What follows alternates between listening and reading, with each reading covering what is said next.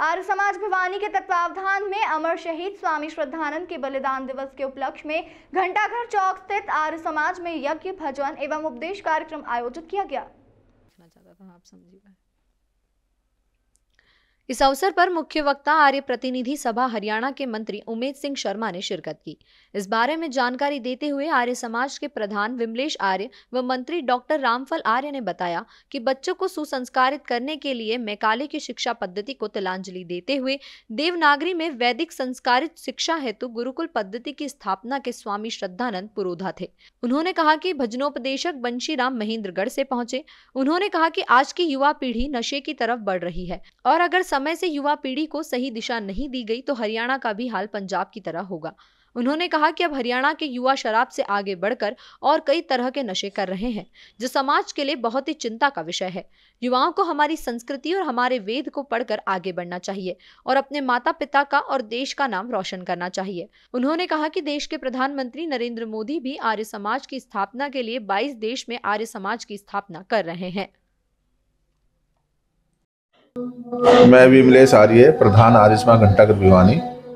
आज आर्य समाज घंटाघर भिवानी के द्वारा अमर हुतात्मा स्वामी श्रद्धानंद जी का बलिदान दिवस, जो कि 23 दिसंबर 1926 को बलिदान उनका हो गया था, उनकी स्मृति में आज ये कार्यक्रम रखा गया है।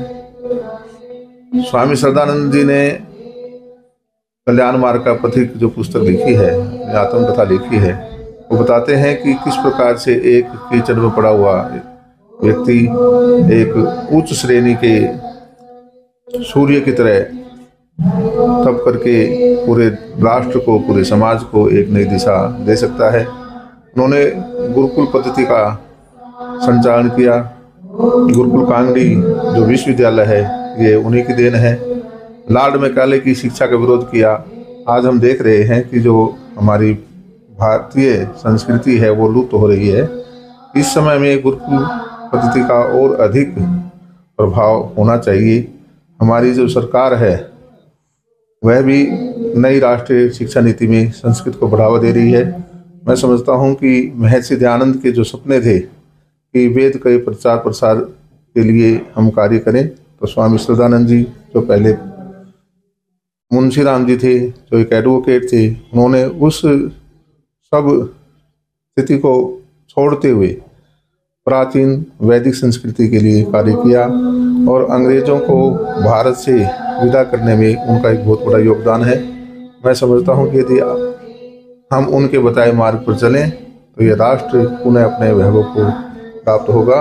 आज हमारे कार्यक्रम में जो मुख्य वक्ता है वो आर्य प्रतिनिधि सभा हरियाणा के महामंत्री श्री उमेश सिंह जी शर्मा हैं और महेंद्रगढ़ से महाशय बंशीराम जी भजनोपदेश करेंगे और यज्ञ के द्वारा ये कार्यक्रम का शुभारंभ किया है।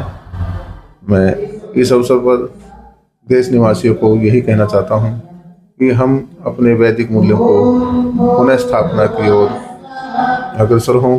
आर्य समाज महर्षि दयानंद की 200वीं जयंती वर्ष मना रहा है। माननीय प्रधानमंत्री महोदय जी ने इस का उद्घाटन किया था।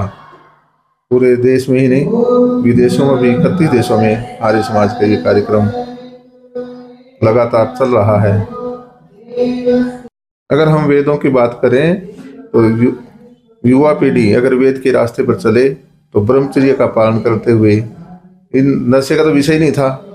आर्य समाज ने बीड़ी, सिगरेट, चाय, कॉफी तक भी निषेध किया है और आज हम नशे को शराब से भी आगे बढ़ गए।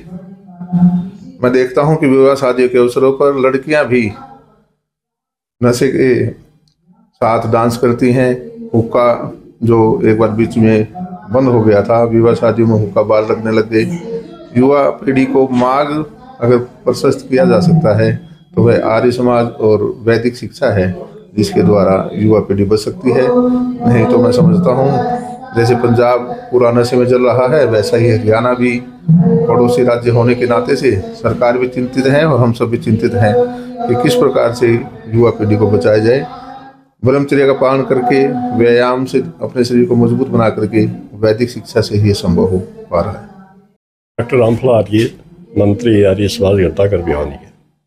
आज जो है हम स्वामी सदानंद बलिदान दिवस मना रहे हैं। हर वर्ष की बात ही बड़े धूमधाम से इसको हम मनाते हैं। तो स्वामी सदानंद वास्तव में एक व्यक्ति ने होकर के एक संस्था थे। उन्होंने गुरुकुल पद्धति का संचालन किया, लॉर्ड मैकाले की शिक्षा पद्धति को एक तरफ रखते हुए और वैदिक सिद्धांतों को, वैदिक मान्यताओं की पालना के लिए गुरुकुल की स्थापना की। अपने 2 बेटों को वो एक जंगल में दे करके बैठ गए और वहाँ उन्होंने एक बहुत बड़ा गुरुकुल का कार्य किया, जो आज एक विश्वविद्यालय के रूप में काम कर रहा है।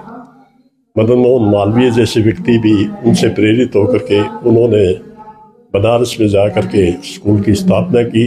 आज वो भी एक विश्वविद्यालय बना हुआ है। तो ये भारत सरकार का भी एक लोकुन्ना रहा है। मैं ये कहूँ कि उनको आज तक भारत रत्न की उपाधि नहीं दी गई, जबकि उनके आश्रम में पढ़े हुए या उनसे प्रेरणा लेकर के लोगों ने भारत रत्न की उपाधि प्राप्त कर ली, लेकिन स्वामी सदानंद को इस बात से आज तक वंचित रखा गया है। तो एक संस्था इस प्रकार वंचित रह जाए तो धीरे धीरे वो गुरुकुल पद्धति फिर जो है पतन की तरफ चली गई। और आज हमें उनसे शिक्षा लेकर के वेदों की तरफ लौट करके वेदों के विज्ञान को अपना करके नवयुवकों को प्रेरित करना चाहिए कि वो वहाँ से वैज्ञानिक शिक्षा प्राप्त करें और आगे बढ़े। कि भाई भारतीय संस्कृति को जानने के लिए हमें संस्कृत का अभ्यास, संस्कृत के वेदों का अभ्यास, उनके पर्यायवाची शब्दों को जानें, वहाँ से हम जो है ना शिक्षा की बातें निकालें, विज्ञान की बातें निकालें, डॉक्टरी की बातें निकालें और वो पर्यायवाची शब्दों के आधार पर हम जो है अपने संचालन करें सारी संस्थाओं का, तो निश्चित रूप से भारत दुनिया का आगे नहीं होगा। आज भिवानी के घंटाघर चौक पर अपने आर्य समाज मंदिर में स्वामी सदानंद जी की बलिदान दिवस की याद में आज ये प्रोग्राम किया गया है। इसमें हवन यज्ञ और मंत्रोच्चारण चला है। इसमें मुख्य रूप से मैं एक बात बताना चाहता हूँ कि स्वामी सदानंद जी ने जो इस हमारे भारतवर्ष में कायाकल्प किया, उसमें सबसे मुख्य अछूते जो लोग थे उनको दोबारा से धर्म परिवर्तन जिन्होंने किया था, दोबारा से अपने धर्म में लाना।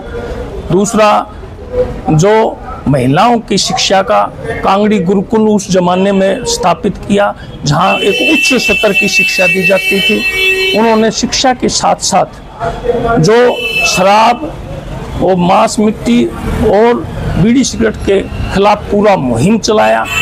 उस जमाने में अंग्रेजों के खिलाफ पूरा मुहिम चलाया। यहाँ तक कि अंग्रेजों ने कुछ लोग वहाँ गुरुकुल कांगड़ी के अंदर उनके पुलिस वाले भेजे और वहाँ पता किया कि यहाँ क्या कुछ हो रहा है। तो वहाँ पर धर्म की रक्षा के लिए वेद शास्त्रों का गुणगान किया जाता था और उन्होंने अपने जीवन में इतना बदलाव ला करके पूरे देश को एक नई दिशा दी, जिससे कि आज स्वामी जी को 99वें बलिदान दिवस पर याद किया जा रहा है। और पूरे भारतवर्ष के अंदर ऐसे महान सपूतों को याद किया जाना बहुत ज़रूरी है ताकि आने वाली पीढ़ी इनसे शिक्षा ले सके।